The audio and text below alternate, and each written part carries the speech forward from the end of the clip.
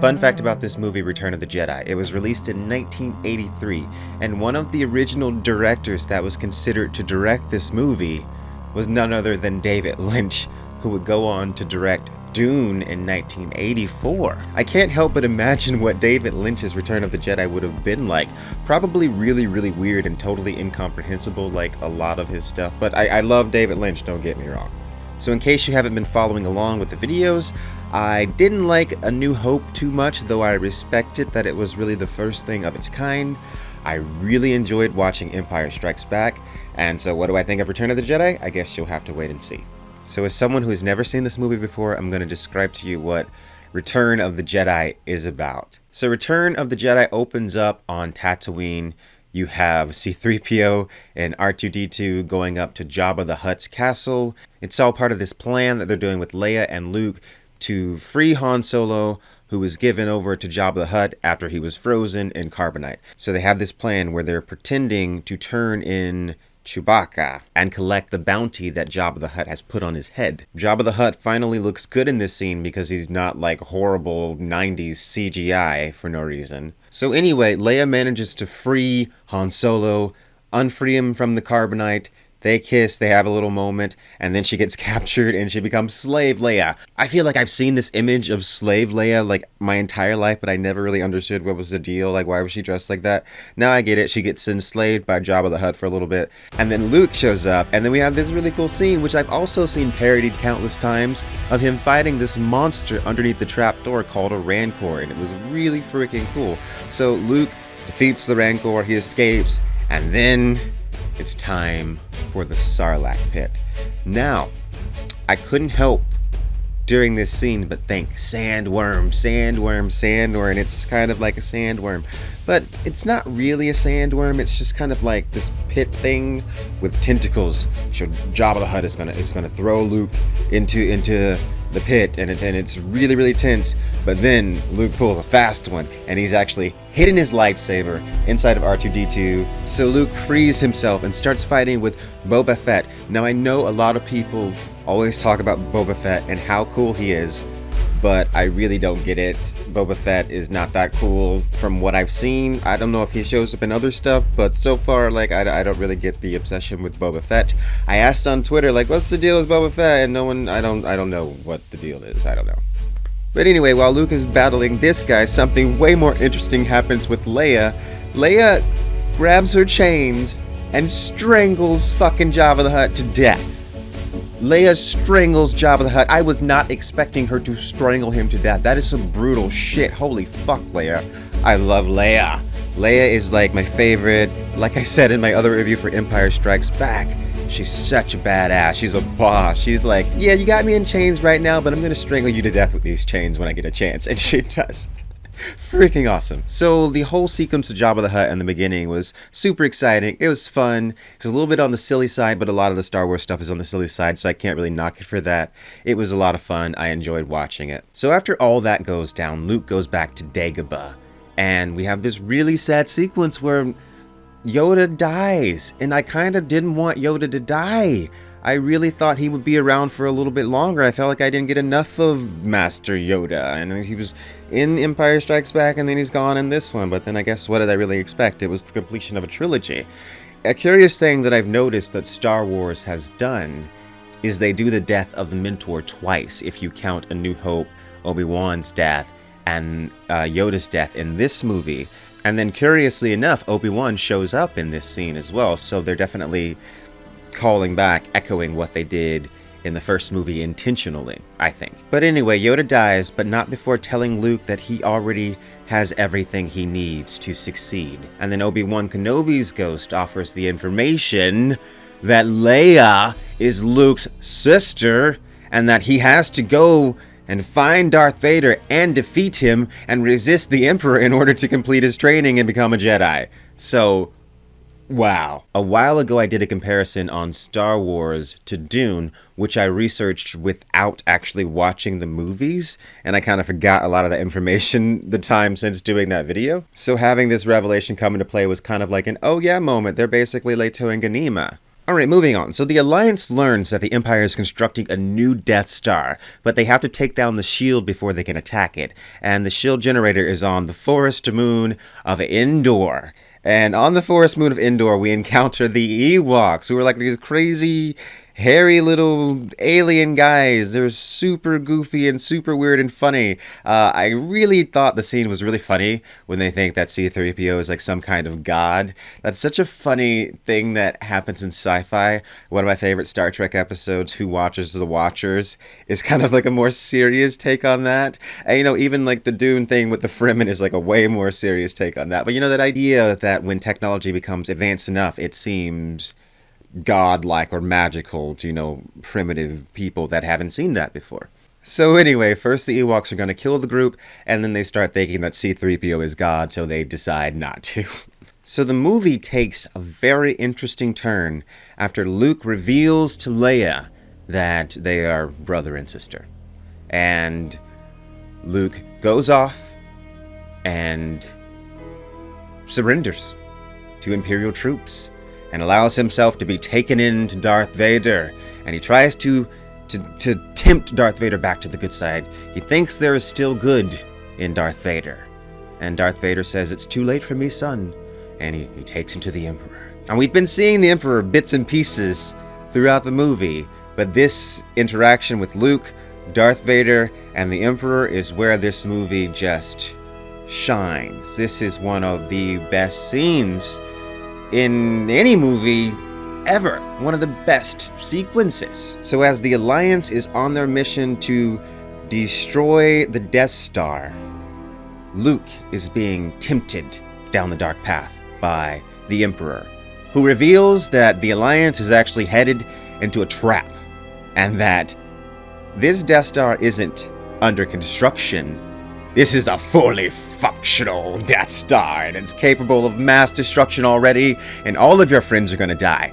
And he's like, "Strike me down, Luke. Strike me down in anger. Do it. Give in to your rage," because he wants Luke to give in. He wants Luke to lose control. Obi-Wan told him earlier to bury his emotions down deep because they could be used to tempt him. The Jedi are all about mindfulness, not necessarily suppression of emotions, but mindfulness of emotions, controlling emotion. The Sith are all about giving in to rage and anger and even fear. It's consumption and chaos versus balance and preservation. So the Emperor is given the order to destroy Alliance ships while Luke witnesses it, and it's too much for him. He tries to swing on Emperor, and then Vader stops him. And then we get an amazing lightsaber battle. Now, the one from the last movie, Darth Vader, clearly was way better than Luke. Luke has learned some things in the year or so since that movie, I see. In this movie, the Force is with Luke, and he's holding his own against Darth Vader, getting angrier and angrier, kind of giving into his rage. He takes off Darth Vader's arm. The Emperor comes up all like, "Yes, give in to the dark side." Luke has the chance to kill Darth Vader, then doesn't. He can't do it. He says, "I will not," puts down his lightsaber. And the Emperor's all like, really, really mad. And then the Emperor's all like, "Now you will know the true power of the dark side." Freaking lightning comes out of his hands, and he starts like zapping Luke with this messed up blue lightning, and he's all like, zzz. It's like, where the frick did that come from? I like the idea of Palpatine having these powers that other people don't have. It's kind of like, I know I mentioned Harry Potter in the last video, but it's kind of like how Voldemort has like tapped into all of these other magics that other people don't know about because he's gone into the very, very darkest corners of magic. That's what I imagine that Palpatine has done. He's like explored the dark corners of the Force, and he can do things that other people can't do because he's Palpatine. So anyways, it looks like Luke is done. Like Palpatine is like totally got him with this lightning stuff. And then at the last minute, Darth Vader stops him. He picks Palpatine up and he throws him off the thingamajig, saves his son. Darth Vader could not allow his only son to be killed, which is a very, very real thing. It's believable.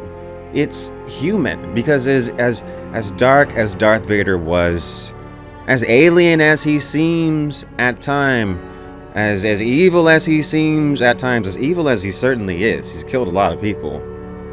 He's still ultimately a human, and the human in him could not bear to see his only son be killed. And that's just strikes me as a very, very true story. So Luke goes up to his father. He removes his mask for the first time. We see Darth Vader's face. He is dying, and it's a very, very touching moment, and not at all what I really expected from this movie. I really thought that this was going to end with Luke Skywalker killing Darth Vader. It subverted my expectations in the best way. Sorry, David and Dan from Game of Thrones. So after this, the Death Star gets destroyed again, and the heroes escape, and Luke burns Darth Vader's body on a pyre and says his final goodbyes to his father. Alright, now to talk about something that I know is controversial amongst Star Wars fans for some reason, and it's kind of surprising to me. Now, before I watched this movie, about 1,000 people told me that I was going to hate the Ewoks. They said, oh, the ending with the Ewoks is so stupid, it makes no sense. So at the end of this movie, we have the Ewoks helping our heroes overcome the Imperial, technology walk things, and, helping them defeat the Empire and their troops inside of the forest, on the forest moon of Endor. Apparently, a lot of people think this is really silly. Surprisingly enough, I don't. This totally would happen. You can look this up. Time and time again, throughout real-world history, this very sort of thing has happened. You have technologically superior invaders coming into the land of a primitive culture and, getting their asses kicked. This happens because native societies tend to have intimate connections with the land they inhabit. They know it well. They have the upper hand. Sometimes superior technology just isn't enough. I remember in school we learned a story of British soldiers marching into the territory of Native American tribes. They were marching to a battle, and they had these big drums, and they were marching out in the open. The natives ambushed them from the trees and slaughtered them. The British soldiers certainly had superior technology, but the natives knew their land. So actually, I don't think the Ewok thing is stupid.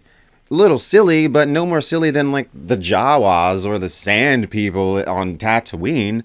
I think it actually fits. And another thing, I liked this movie more than Empire Strikes Back. This was my favorite of the three. The Darth Vader redemption arc was iconic. That was amazing. That was such a great scene. Force lightning, so good. Emperor Palpatine was so cool when he said, the Death Star is fully functional. I got chills when he's all like, now you will pay the price for your lack of vision. I died. That was so good. I loved that this movie also had a lot of quiet moments between characters. I loved the moments that Luke and Yoda had in this movie, even though it was super sad. It was great.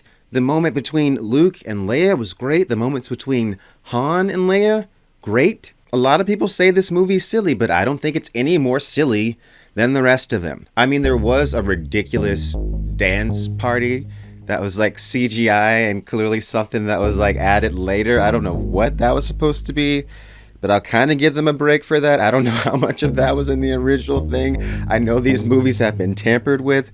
The dance sequence was weird. I will give it that. That was such a shift in tone. I was not ready. I'm what is going on? But other than that, this movie was fun. I enjoyed it. If I'd seen this when I was a kid, I would have loved it, probably. I enjoyed it as an adult. So, here's the thing. I think this trilogy, for what it is solid. It's a good trilogy. I think when taken as a whole, New Hope, Empire Strikes Back, Return of the Jedi, it is a solid movie trilogy, New Hope being the weak link. I think Empire Strikes Back and Return of the Jedi clearly were two movies that were thought about together. Or at least I think they were, because they share themes and there's threads of ideas that run through both of them. Like when Luke has his journey to the innermost cave, which is actually a term used in Joseph Campbell's book about the hero's journey. It's an actual step on the hero's journey, and Luke literally goes into a cave. I thought that scene was about not striking down your enemy in anger, which was exactly what was going on in this film, Return of the Jedi. It was exactly that. He was meant not to strike down his enemy in anger because that would have been giving in to the dark side. And that's not what the Jedi do, and that's not who the Jedi are. All right, so Return of the Jedi. I would say that between this one and Empire, Empire is great, but I had just a bit more fun watching this one, so I'll give this one an 8.5. And I'll be moving on to watch the Star Wars prequels, which are very controversial. So these will be interesting to see. We'll see how it all started and the beginnings of the Empire and whatnot. And looks like Yoda is doing some Force lightning on this, so Yoda can do the Force lightning too, so that kind of like disproves my theory about Palpatine doing dark things in the Force. But maybe this movie sucks, who knows. Anyway, thank you guys so much for watching. Make sure you like and subscribe for more of Quinn's ideas.